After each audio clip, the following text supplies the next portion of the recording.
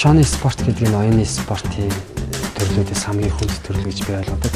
За яагаад гэвэл тамирчнаас гарын урд үе, за маш богино хугацаанд олон үйлдэл хийхэд тулд гарын ур чадвар, за дээрэс нь хийж байгаа үйлдэлүүдэд тогтоол, за тэр үйлдэлүүдэд тооцоолон бодох чадвар, за тэгээд алгоритм цээжлэхийн тулд суулж сурдаг. Тэгэхээр ер нь бол хүнээс маш олон зүйлийг зэрэг шаарддаг.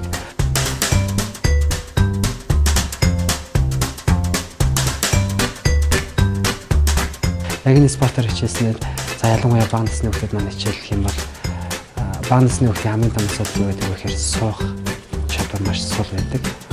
Тоглолт насны дээрээ сургууль суугаад эхэлдэг. Тэгэхээр яг энэ насны хүүхдүүд бол суух чадварыг олгодог. За суулж сурснаар тухайн хүүхдийн маань амьдралд тэр хичээл номд тэр эерэг үр дүн үзүүлдэг. Үүнээс гадна шаа өвлөснөр хүний сэтгэх чадвар буюу IQ нэмэгддэг. 2 оронгоос 3 орон орох хүртэл нэмэгдэх тохиолдол байдаг.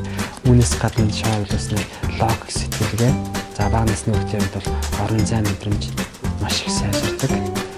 Бүх зүйлийг төлөвлөж тооцоолж сурдаг.